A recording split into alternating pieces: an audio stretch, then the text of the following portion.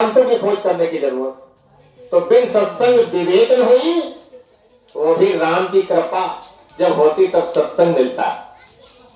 आज ये सत्संग में आने के लिए बहुत लोग तैयार हुए होंगे, या आप हमारे भाई और बहन सब लोग मिल करके कहे भी होंगे भैया फला जगह सत्संग होगा, चलो थोड़ी देर 2 घंटे का समय निकाल लो। पहले तैयार हुए होंगे, कहे होंगे चलो भाई अब चलेंगे, बिल्कुल चलेंगे। चलने के समय तक लोग इधर से उधर हो गए होंगे, किनारा खींच गए होंगे। तो जब मालिक की दया कृपा होती तब ये सत्संग मिलता है। भगवान राम लंका से वापस जब आए अवधपुरी, तो लोग उनसे मिलने जा रहे थे। 14 बरस के बाद लौट करके आए थे, तो लोग मिलने जा रहे थे। संतादिक ऋषि भी पहुंच गए। भगवान राम गए और चरणों में गिरे और प्रणाम किया उनको। कहा क्या उनसे, संतादिक ऋषि से कहा, आज धन मैं सुनो मुनीसा, आज धन हो गया है मुनीश्वर, तुम्हारे दरस जाए अग की, अग माने होता पाप, यानी तुम्हारे दर्शन मात्र से हमारे पाप नष्ट हो गए।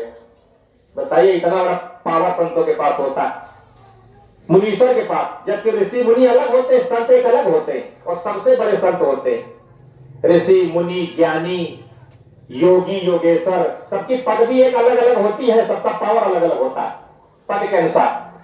जैसे आपके यहाँ सभासद होते हैं, उनका पावर एक अलग होता है। उसके बाद आगे और बढ़ जाइए, विधायक जी का पावर अलग होता है, सांसद जी का पावर अलग होता है, मुख्यमंत्री का पावर अलग होता है, प्रधानमंत्री का पावर अलग होता है। ऐसे करके ऋषि मुनि साधु सन्यासी बैरागी यति, इन सबका पावर एक अलग होता है।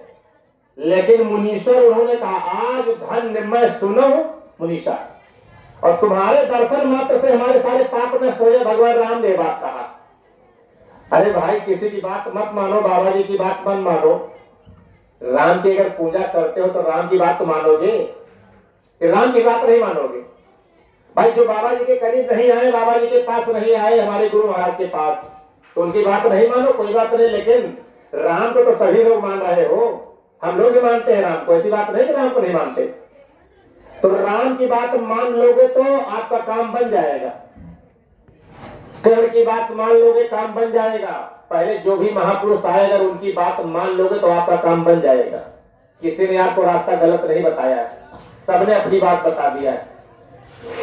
जब उन्होंने कहा आपके दर्शन मात्र से हमारे सारे पाप नष्ट हो गए, और क्या कहा भगवान राम ने, बड़े भाग पाइप सत्संगा, और बिना ही प्रयास होए भव भंगा।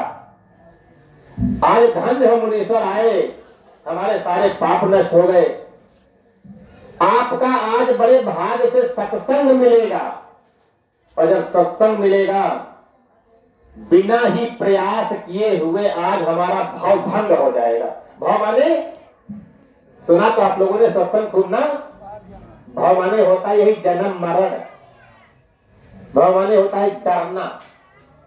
अच्छा डरना किसे कहते हैं? डरना मतलब इस संसार में किस चीज का डर है आप लोगों को?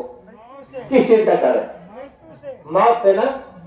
सबसे बड़ा डर तो मौत का है ना, वही है। और मौत इस देश में है, और भाग करके जाओगे ना। बाबा जी कहते हैं हमारे गुरु महाराज कहते, बच्चा मौत तुम्हारा पीछा किए है तो भाग करके जाओगे कहां? और आप मौत से डर रहे हो। भाई जिस चीज से आप डर रहे हो वो तुम्हारा पीछा किए है, छोड़ेगी नहीं, चाहे जहां चले जाओ। और महात्मा मौत से बचाते, इसीलिए कहा मौत से डरत रहो दिन रात। दिन रात मौत से डरते रहो। अगर डरते रहोगे, भाई जिस चीज से आप डरोगे तो उससे बचने का उपाय खोजोगे ना। भाई जैसे आप किसी चीज से डर रहे हैं तो उससे बचने का उपाय खोजेंगे नहीं खोजेंगे, कैसे इससे हम बचे। तुम्हारा कोई दुश्मन अगर है तो उससे हम डरते हैं ना दुश्मन से, तो उससे बचने का उपाय खोजते रहते हैं। इसीलिए गुरु महाराज ने कहा बच्चा मौत से डर रहे हो तुम, तो मौत से डर रहे हो तो उसका कोई उपाय खोज लो। महात्मा उसका उपाय बताते हैं। महात्मा जब मिलते हैं तो उसका उपाय बता देते हैं। दुनिया में और कोई नहीं बताएगा कि मौत से कैसे बचोगे। बाबा जय गुरुदेव जी महाराज ने बताया। आज इस समय पर हमारे हुजूर महाराज जी, बाबा पंकज जी महाराज भी बता रहे हैं। आप चाहो तो बचने का उपाय सोच लो। जो प्रेमी भाई बहन अभी मौत से बचने का उपाय नहीं सोचा है, वो अभी आपका मिल जाएगा मौका। 28 नवंबर से कार्यक्रम मथुरा में है। इन भाई बहनों के साथ चले आओ, आपको तरीका बता देंगे। न आपको जटाजूट रखाना, न कपड़े रंगाना, न चंदन तिलक टीका लगाना, न माथा रंगाना, न आपको जोगी बनना, न घर छोड़ना, न बाल बच्चों को छोड़ना। इसी घर में रहना है आपको जैसे आप रह रहे हो। अच्छा खाओ, अच्छा पहनो, अच्छे मकान